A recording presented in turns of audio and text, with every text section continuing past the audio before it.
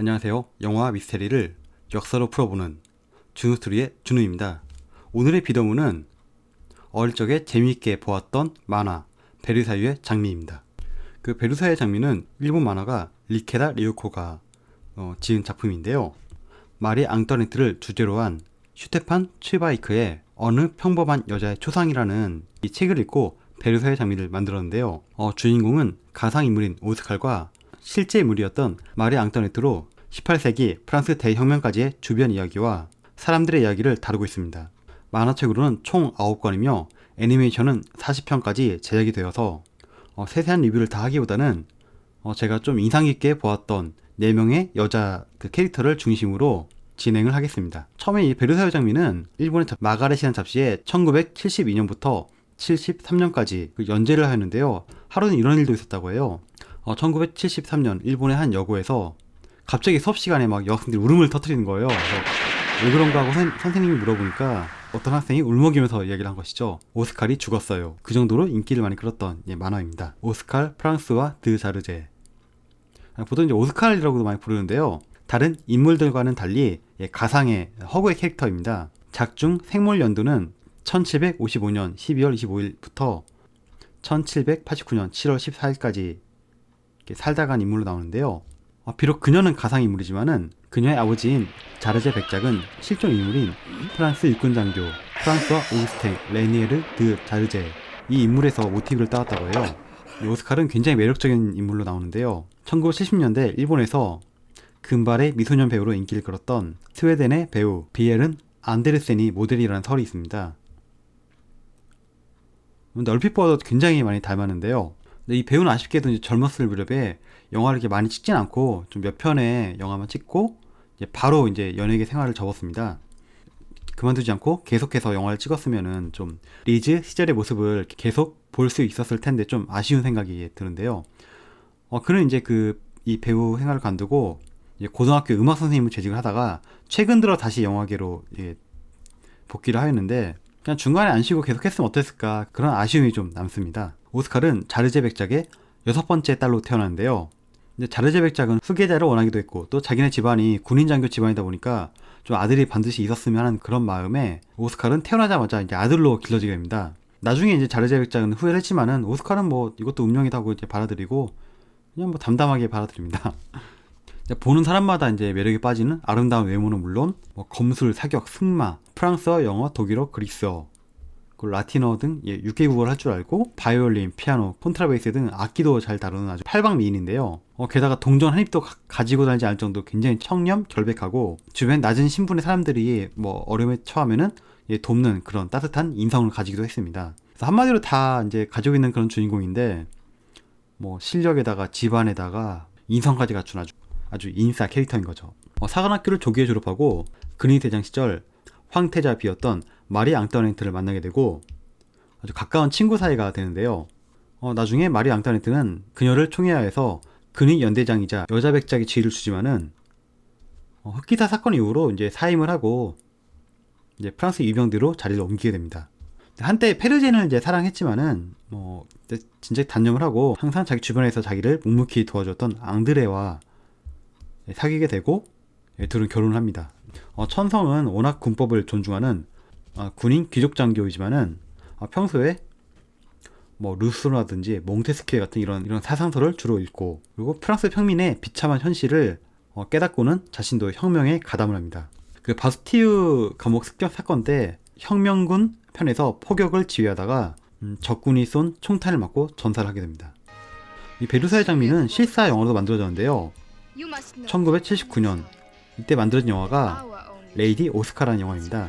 워낙 이제 만화가 인기가 많아서 일본 자본을 가지고 프랑스인 감독이 만들었는데요. 그렇다고 무슨 쌈마이 3류 감독이 만든 게 아니라 자크뎀이라고 쉘브른의 우산이라는 아주 유명한 영화를 만든 그 감독인데 저는 가급적이면 그냥 보고 싶으시겠지만은 이제 안 보는 걸 추천드려요.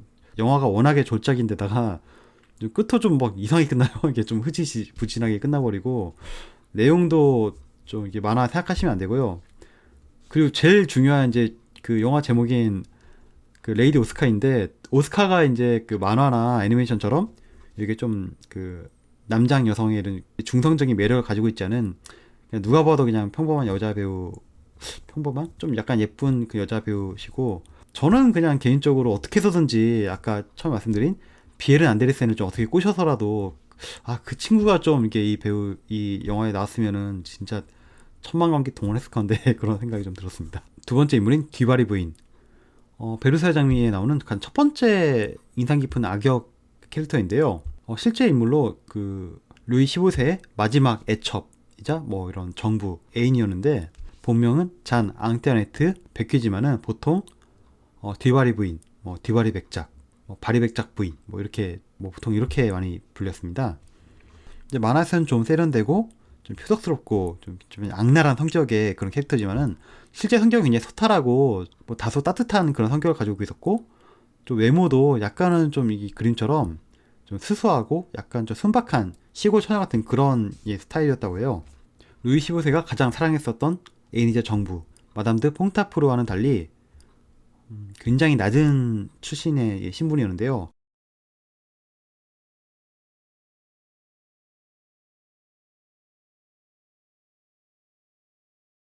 만화에서처럼 뭐 매춘부로 일을 했다 뭐 그런 설이 돌 정도로 굉장히 좀 낮은 계급의 사람이었습니다. 루이 15세의 마지막 애첩으로, 그때는 이미 이제 루이 15세의 부인이 왕비가 이미 죽은 후라서 사실상 그 왕비 역할을 했었는데요. 이 때문에 루이 15세의 딸들인 그 공주들과도 사이가 좋지 않았다고 해요. 그래서 마리 앙따네트가 이제 오스트리아에서 프랑스로 왔을 때 그 공주들이 이제 먼저 험담을 막 이렇게 했고, 그리고 이제 오스트리아는 당시에 이제 마리아 테레지아라는 아주 걸출한 여자 황제가 다스리던 때인데, 그 매춘을 금지할 정도로 굉장히 좀 강직하고 좀 이렇게 윤리적으로 엄격한 분위기였다가 프랑스로 와서 보니까 무슨 시아버지가 뭐 나이도 굉장히 어린 무슨 애첩으로 뭐 첩을 데리고 있고 좀 뭔가 자기랑 좀 안 맞아서인지 마리아 앙타네트는 좀 디바리 부인을 굉장히 경멸했다고 해요. 디바리 부인이 아무리 루이 15세 그 총애를 받고 사랑을 받았지만은 신분이 워낙 낮은 탓에 당시 그 규범에는 신분이 높은 사람이 먼저 말을 걸지 않으면은 신분이 낮은 사람은 말을 함부로 할 수 없는데요. 이 때문에 이제 마리 앙타네트가 유도적으로 이제 무시를 하죠. 철저히 말을 걸지 않자 디바레 부인은 루이 15세에게 가서 막 하소연하며 울면서 어떻게 이럴 수가 있냐 막 말하니까, 보통 이제 루이 15세가 이제 시아버지니까 며느리인 그 마리 앙타네트를 불러서 좀 잘 타이르거나 이렇게 좀 이렇게 말하면 되는데, 그 프랑스에 있던 오스트리아 대사를 소환해 버려요. 그래서 당연히 대사는 뭐 그 오스트리아의 일을 알리고, 마리아 테레지아는 이제 대충 어떻게 돌아가는 상황인지 알게 되고 마리 앙타네트에게 편지를 쓰게 되죠. 이제 말을 붙이라고. 이제 여기는 프랑스다, 오스트리아가 아니고 좀 상황이 다르다 보니 네가 이렇게 하는 게 좋겠다 해서, 마리 앙타네트는 이제 좀 약간 코너에 몰려서 어쩔 수 없이 그 디바리 부인에게 말을 걸게 되는데, 뭐 오늘따라 베르사유 궁에 많은 사람들이 왔다 이런 말을 건네게 되고, 결국 디바리 부인이 승리를 했죠. 아주 의기양양했지만은 뭐 일이 있고 얼마 되지 않아서 루이 15세가 천연두에 걸려요. 지금도 그렇지만 그때는 뭐 걸리면 무조건 죽는 그런 병이다 보니까 루이 15세는 죽기 전에 반드시 고해성사를 해야 했지만은 신부가 거절을 해요. 그 디바레 부인을 궁전에서 내쫓지 않으면은 고해성사 안 하겠다고. 근데 아무리 왕이지만은 뭐 죽음 앞에서는 다들 이게 좀 약한 모습을 보이잖아요. 그래서 자신의 사랑했지만은 그 디바레 부인을 궁에서 나가라고 하고 고해성사를 하고 죽게 됩니다. 죽기 전에 한번 다시 불렀는데 이미 그때는 궁전을 나갔다고 해요. 네. 만화에서는 그 오스칼이 그 호의를 해주지만은 뭐 당연히 가상인물이다 보니까 그런 건 없었고, 수년으로 먼저 보내주었다가 잠시 뒤에 루브시엥의 성에서 지내게 됩니다. 뭐 그 덕분인지 1792년 프랑스 대혁명을 그 성에 있었기 때문에 피하게 됩니다. 그리고 좀 판단을 잘해서인지 바로 친구를 만난다고 해서 런던으로 건너가서 프랑스 대혁명에서 죽지 않고 살아남게 됩니다. 그러다 얼마 뒤에 일생일대에 굉장히 큰 실수를 저지르게 되는데요. 파리에 남아있는 그 부동산을 처분한다고 파리로 돌아왔다가 혁명군에게 잡히게 됩니다. 하필 이때는 극렬 과격파인 자코뱅파가 득세를 하고 있었고, 이미 파리에 남아있던 귀족이란 귀족은 다 잡아 죽여가지고 막 씨가 마를 지경인 때다가 하도 귀족이 죽여서 이제 부족하니까 좀 돈 많은 부르주아를 죽이던 찰나에 그녀가 돌아왔으니 당연히 사형이죠. 그 디바레 부인은 자기가 죽을 거라는 생각을 안 했었다가 이렇게 갑자기 급격하게 막 흘러가니까 끝까지 막 계속 저항을 하고 막 죽지 않기 위해서 막 끝까지 노력했다고 해요. 근데 단독대로 끌려가게 됐고, 그때는 이미 나이가 좀 많이 들어서 예전에 날씬한 그런 모습이 아니라 뚱뚱한 노부인이어서 막 이게 막 좀 저항을 하니까 여러 남자가 막 달려들어서 막 겨우 붙잡아가지고 이 교수형을 집행을 했는데요. 마지막으로 남긴 말이, 잠깐만 기다려. 내가 가진 보석 다 줄게. 끝까지 삶에 대한 집착을 보이면서 그 목이 달아나게 됩니다. 이때 그 교수형을 집행한 망나니가 샤를 앙리 상송이라는 사람인데요. 아주 유명한 그 망나니 집안의 네 번째 그 당수였다고 해요. 근데 또 공교롭게도 디바레 부인을 죽인 그 망나니가 루이 16세와 마리 앙토네트를 죽인 다 동일 인물이라고 해서 그 남자 손에 그 세 명이 운명을 달리하게 된 것이죠. 근데 그 만화를 봐도 그렇고 책을 읽다 보면은 디바레 부인이잖아요. 그 부인이니까 남편이 따로 있을 것 같은데 지금은 좀 이해가 안 되지만 당시에 그 왕실 그 법에 따르면은 남편이 있는 자만이 그 프랑스 국왕의 애첩이 될 수 있다, 뭐 그런 조항이 있었다고 해요. 굉장히 이상하죠. 네. 그래서 이제 보바리 부인이라든지 뭐 뽕파드르 부인 같은 이런 부인자가 붙게 된 겁니다. 뭐 근데 그 실제 남편은 그러면은 부인을 통해서 좀 출세를 하고 부를 얻어서 좋았을런지, 아니면은 속으로는 루이 15세에게 그 부인을 뺏겨서 좀 원망을 했을지, 그거는 우리가 알 수 없지만은 당시 정서상으로는 그냥 받아들였다고 합니다. 세 번째 뭐 악력 캐릭터인 잔느 발루아 드라모트. 보통 이제 잔느라고 할 텐데요. 만화에서처럼 실제 마리 앙토네트를 공경에 빠뜨린 다이아몬드 목걸이 사건의 범인 잔느 드 라모트가 실존 인물인데요. 그 만화에서 보면 로자리의 언니로 나오고 얼굴에 눈물점이 있고 좀 이렇게 날카로운 인상을 가지고 있습니다. 그녀를 설명할 때는 이제 목걸이 사건을 빼놓고 말할 수가 없는데요. 역시 이번에도 루이 15세 때문입니다. 루이 15세가 디바레 부인에게 선물을 하기 위해서 왕실 보석상인 비머에게 아주 굉장히 세상에서 제일 큰 아주 훌륭한 다이아몬드 목걸이를 만들려고 주문하였고, 뭐 보석상은 신나서 이제 막 보석을 가지고서 목걸이 만들려고 하는데 이게 하루아침에 만들 수가 없잖아요. 제일 먼저 600개 이르는 다이아몬드를 모으기 위해서 좀 시간이 다소 걸렸고, 2800캐럿의 목걸이를 가지고 만들고 좀 있다가 루이 15세가 이제 죽은 거예요. 이제 팔 데가 없어진 거죠. 이제 기껏 그걸 만들었는데, 또 당시 국왕한테 먼저 성금 달라고 할 수도 없고, 다 만든 다음에 이제 잔금을 치러야지 자기도 이제 좀 돈을 버는데, 돈을 벌긴커녕 파산하게 생겼잖아요. 그래서 이 목걸이를 이제 마리 앙뚜아네트에게 좀 사달라고 말을 하지만은, 마리 앙뚜아네트는 지금 보니까 프랑스 재정 상황이 지금 말이 안 되다가 디자인이 좀 별로 안 이뻐요. 지금 이 사진처럼 이 그림에서 보듯이 디자인이 이쁘지도 않고, 심지어 자기가 경멸하던 디바르 부인한테 갈 것이 자기한테 오는 것도 좀 탐탁지 않았고요. 그리고 이제 마리 앙뚜아네트가 사치와는 좀 거리가 멀었다고 해요. 그래서 이 가격을 보고, 야, 이거 살 돈 있으면 차라리 군함을 한 척 사겠다, 그런 말을 했다고 할 정도로 목걸이를 하지 않습니다. 그래서 이제 그 보석상은 애가 타던 상황에 그때 또 다른 인물인 루이 로앙이라는 추기경이 있었는데요. 만화에서는 대주교로 나오더라고요. 로왕 대주교님, 무슨 고민거리라도? 아니, 저 특별히 고민 같은 걸. 이 추기경은 한때 이제 오스트리아에서 그 프랑스 대사로 이제 일을 하던 중에, 집안은 굉장히 막 빠방했죠. 뭐 집안 훌륭하고 돈도 많아서 출세를 한 것이지 뭐 이렇게 자기 능력이 좋아서 출세한 게 아니기 때문에 오스트리아에서도 여러 가지 그 사건을 일으켰는데, 가장 큰 문제가 그 마리 앙토네트와 루이 16세의 결혼을 반대한 거예요. 당연히 뭐 발언권도 없는 데다가 뭐 이 일로 다 찍혔죠. 그 마리 앙토네트의 어머니인 그 마리 테레지아의 미움을 받고, 그 때문에 이제 능력 없는데 속까지 좁아서인지 이 루이 로왕의 추기경이 뭐 당신 대사였지만은 여기저기 다니면서 마리 앙토네트와 그녀의 어머니도 험담하고 다녔고, 그걸 또 들켜요. 그러던 중에 프랑스로 소환돼서 이제 좀 자숙하던 중에 루이 15세가 죽고 루이 16세가 국왕이 되고, 이제 마리 앙토네트가 왕비가 되니까 깨달은 거죠. 좋됐다. 이제 끝났다. 내가 이제 출세길은 막혔구나. 어떻게 해서든지 다시 이제 마리 앙토네트와 관계를 돌리려고 하는데, 마리 앙토네트는 뭐 굳이 능력도 없고 자기 욕하던 사람하고 친하게 지낼 이유가 없기 때문에 뭐 눈길도 안 주죠, 이렇게. 근데 이 상황을 본 거예요, 잔느가. 딱 보니까 이거 뭔가 좀 이 사기를 잘 치면 한몫 건질 것 같아가지고 먼저 그 추기경에게 다가가서, 내가 왕비한테 친한데 사실은 이제 왕비님이 그 목걸이를 갖고 싶어 한다. 근데 알다시피 지금 사정이 좀 안 좋지 않냐, 이렇게.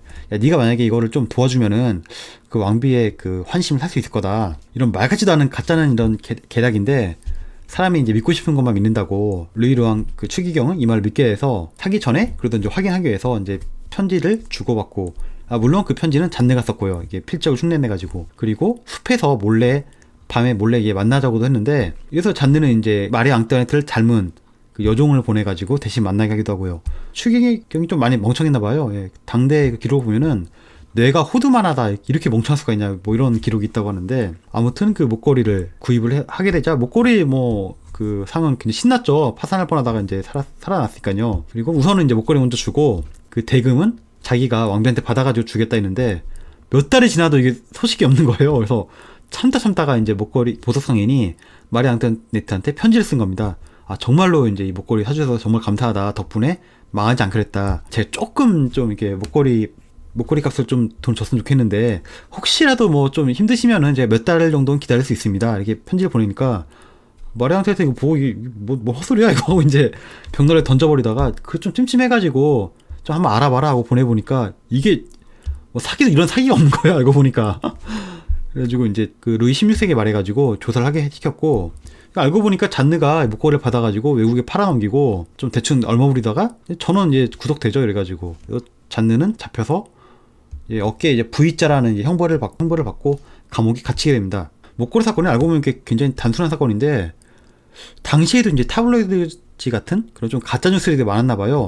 이제 백성들에게 알려진 거는 왕비가 바람 피고 있었다. 추기경하고 추기경이 돈을 줘가지고 값비싼 목걸이 사서 선물했고 그 와중에 잔느가 억울하게 갇혔다. 막 이런 말도 안 되게 막 전혀 사실과 다르게 이렇게 소문이 났고 백성들은 이제 막 우리 힘들어 죽겠는 지금 왕비는 뭐 이런 뭐 600개 달린 이런 다이아몬드 목걸이를 산단 말이야 하고 막 굉장히 막 그 마리 앙투아네트가 공경에 처하는 그런 이제 좀 악의적인 소문이 또 나쁜 소문 또 이게 진실과는 관련 없이 안 좋은 소문일수록 잘 퍼지잖아요. 그래가지고 이제 마리 앙투아네트에게 굉장히 좀 불리하게 된 그런 사건이 된 거고 실제로도 프랑스 대혁명 때도 이 사건 때문에 다시 재조사를 받는 등 좀 그 마리 앙투아네트는 힘든 시간을 지내게 되는 그런 계기 중에 하나가 만들게 되고 그 잔느는 또 이제 프랑스 대혁명 당시에 그 어수선한 틈을 타서 감옥을 탈출해가지고 살다가 천성이 좀 이렇게 좀 안 좋아서인지 그 재산을 방탕한 생활로 재산을 탕진한 후에 파리에서 빚쟁이들에게 쫓기다가 1791년 창문에서 투신 자살을 해서 생을 마감했다고 하는데요. 뭐 다른 설로는 정신 이상 발작으로 창문에 떨어져 죽었다는 그런 설도 있습니다. 그때 그녀의 나이 35이었습니다.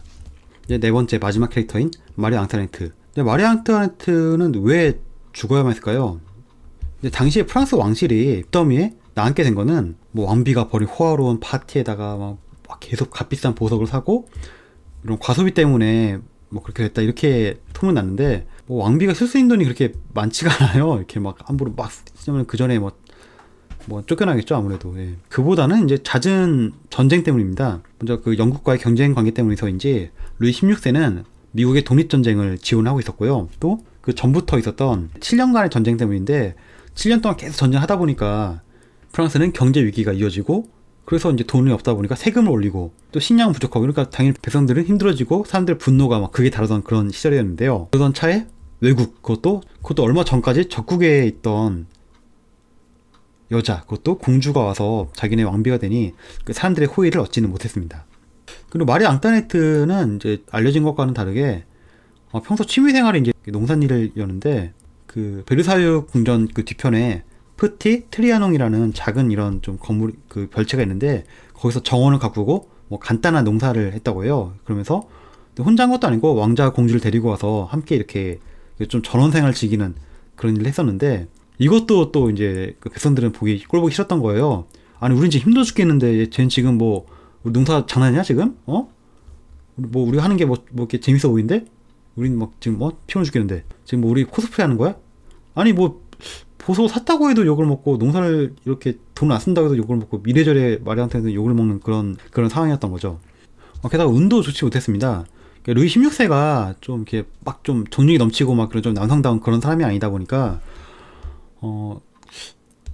결혼을 하고 8년 동안 아이를 갖지 못했다고 해요. 근데 이게 단순하게 뭐 아이를 못 가지는 그런 문제 아니라 후계자가 없으면은 루이 16세의 왕권이 위협받는 상황이다 보니까 루이 16세의 동생인 그 프로방스 백작하고 아르투아 백작들이 왕권을 뒤흔들 수 있는 그런 상황이다 보니까 굉장히 좀 위험할 수 있는 그런 상황이죠.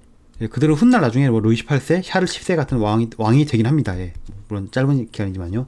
잠깐 다른 얘기를 하면은 오늘날에 이제 포경 수술을 뭐 해야 되냐 말아야 되냐 이런 논쟁이 잠깐 있었던 적이 있었는데 꼭 필요한 사람은 있어요. 이제 루이 16세 같은 경우는 아무래도 이제 포경 수술을 좀 필요로 하는 그런 좀 상태였었나 봐요. 1770년 5월 16일 날 오스트리아의 황녀 마리 앙토네트와 당시 15, 14살 뭐 어린 아이들이다 보니까 뭐 좀 아이가 안 태어날 수는 있지만은 이후에 계속해서 8년 동안 아이가 태어나지 않자 뭐 별의별 악의적인 소문이 다 돌았던 거예요. 뭐 그 루이 16세가 아이를 갖지 못하는 이제 뭐 그 고자다, 아니면은 마리 앙토네트는 그 루이 16세랑은 지내지 않고 외간 남자랑 이제 바람을 핀다부터 얘기부터 뭐 아주 더러운 막 별의별 소리 다 들었었는데, 이게 공식적인 증거는 없는데 여러 추정을 봐도 그렇고, 또 제가 얼마 전에 그 메스를 잡다 이 책도 그렇고, 저는 웬만하면 근데 좀 자료 조사를 할 때 책같은 활자에 좀 의존을 많이 해요. 이렇게 인터넷에 또 물론 좋은 자료 많지만은 아무래도 좀 이런 활자에 인쇄된 이런 책들을 통해서 자료를 얻고, 또 물론 교차 검증 크로스 체크를 해야지 그나마 자료에 대한 신뢰를 얻을 수 있기 때문인 거죠. 네. 다시 얘기를 돌아서 국왕인 루이 15세가 앞만 봐도 이상해서 자기 이제 사랑하는 손자인 루이 16세 불러다가 한번 벗어봐라 좀 보게, 딱 보니까 좀 뭔가 좀 이상하기도 하고 해서 라송이라는 의사한테 검진을 받게 하는데, 라송은 당시 굉장히 이름난 그 포경술의 그 권위자였다고 합니다. 나중에 나름의 수술법을 개발해서 이렇게 좀 의학 기술의 발전 공헌한 사람이기도 하죠. 네. 그러다가 결국에 8년 후 이제 장녀인 테레즈가 1778년에 태어나고 연이어서 총 4명의 아이들을 낳게 되는데요. 당시에 이제 들은 헛소문이 또한 아이가 없다가 갑자기 태어나니까 이 아이들은 아마 루이 16세 자녀들이 아닐 거다는 그런 헛소리도 있었는데, 현대의 DNA 검사 결과 모두 친아이들이 맞습니다. 루이 16세와 마리 앙토네트는 2딸과 2아들을 갖게 되는데요. 먼저 첫째인 장녀 마리 테레즈는 혁명 당시에 10대 소녀로 백성들이 동정을 하고 있었고, 이 어린 소녀가 무슨 죄가 있냐, 게다가 또 딸이었잖아요. 아들도 아니고. 왕위 계승과도 좀 거리가 있고요. 그러다 보니까 굳이 혁명군도 이 큰 딸을 뭐 어떻게 할 생각은 없었나 봐요. 그래서 뭐 얼마 있지 않아서 오스트리아로 보내지게 됩니다. 외갓집이죠. 그곳에 가서 70대까지 좀 장수를 하게 되는데, 어릴 적에 이제 그 루이 16세와 마리 앙토네트가 죽은, 그리고 온 가족이 다 죽은 이런 트라우마 때문인지 좀 성격이 좀 약간 좀 괴팍했다고 해요. 그리고 결국 아이를 낳지 못하고 죽습니다. 첫째 아들 도팽 루이 조제프는 태어나서 이제 얼마 되지 않아서 척추암에 걸려서 뭐 오래 살지 못하고 죽게 되고, 막내인 소피 엘렌 베아트리스는 태어난 지 1년도 되지 않아서 죽게 되는데, 당시에는 이제 유아 사망률이 높다 보니까 왕실도 피할 수가 없었습니다. 그리고 이제 좀 루이 17세 그 황태자였던 루이 샤를에 대해서 한번 이야기를 해보겠는데요. 루이 샤를은 이제 그 프랑스 대혁명 이후로 감옥에 끌려가서 공식적인 사인은 폐결핵으로 죽었다고 하는데, 진실은 맞아 죽었을 확률이 되게 높아요. 당시에 이제 강제로 마리 앙토네트와 떨어지게 돼서 감옥에 갇히게 되는데, 그곳에서 이제 지속적으로 정신적, 육체적인 학대를 받았습니다. 특히나 남북한 구두 수성공인 그 앙투안 시몽이라는 사람에게 정말 죽도록 많이 맞았는데, 나중에 그 기록에 따르면은 그 간수가 그 방에 그 감옥 안에 들어서 보니까 그 왕자의 온몸이 멍투성이었다고 해요. 참 그때 나이가 9살도 안 됐을 텐데. 그리고 특히나 이제 그 마리 앙토네트를 죽이기 위해서, 그러니까 마리 앙토네트가 죄가 없다는 거는 솔직히 당시 글을 읽는 사람 다 알고 있었는데, 그냥 그때 광기에 사로잡혀서인지 어떻게든 그 왕비를 죽여야지 이 혁명이 끝난다, 이렇게 좀 이런 믿음이 있었나 봐요. 그래서 없던 죄도 막 만들다 보니까, 당시 루이 샤를 나이가 9살인데 너 엄마랑 근친했다고 이렇게 서명을 해, 막 거짓된 진술을 막 자백한 거고, 또 그 어린애는 또 모르고 거기다 이제 겁박에 못 이겨서 또 사인을 하게 되는데, 그 제정신 가진 그 판사였다면은 이거 증거 채택 안 되죠. 9살짜리 애가 무슨 뭐 근친을 해요 이게. 근데 당시에는 이게 먹혀 들어가지고, 마리 앙토네트가 말하기도 좀 이렇게 민망한 그 아들과의 근친 그 죄목으로 사형을 당하게 됩니다. 그래서 이제 그 장녀 테레즈는 끝까지 거기에 정하지 않았냐고 이제 남동생을 좀 미워하게 되는 계기가 되기도 하죠. 뭐 계속해서 이제 그 감옥에서 학대를 당하고 이렇게 좀 힘든 감옥 생활과 구타 속에서 결국 그 왕자는 죽게 되는데, 그때 그의 나이가 10살이었습니다. 그렇게 해서 이제 부르봉 왕가는 이제 실질적으로 대가 끊기게 되는데요. 그 이후에 30명이 넘는 사기꾼들이 나타나서 자기가 그때 탈출한 루이 17세라고 주장을 하는데, 뭐 다 사기꾼들입니다. 왜냐면 루이가 죽고 난 후에 루이 17세를 이렇게 부검한 의사가 있었는데, 그 몰래 루이 17세의 심장을 뜯어가지고 자기가 보관을 하다가, 나중에 이제 현대 과학이 와서 마리 앙토네트의 머리와 루이 17세의 그 심장을 조사해보니까 DNA가 일치한 걸로 나와서, 루이 17세는 이때 죽었다고 이렇게 최종 판결이 나게 됩니다. 베르사유 장미를 한번 리뷰해봤는데요. 워낙 등장인물도 많고 이야기도 많다 보니까 제가 기존에 찍었던 영상들보다 굉장히 좀 영상이 길어져서 끝까지 많이 보실지 좀 궁금합니다. 이번 영상은 이제 여성 캐릭터들에 맞췄는데요. 혹시 이번 영상이 반응이 좋다면은 나중에 남자 주인공들에 대해서도 다룰 수 있는 기회가 있으면 좋을 것 같습니다. 네. 오늘 이야기도 흥미로우셨다면은 좋아요와 구독 부탁드립니다. 감사합니다.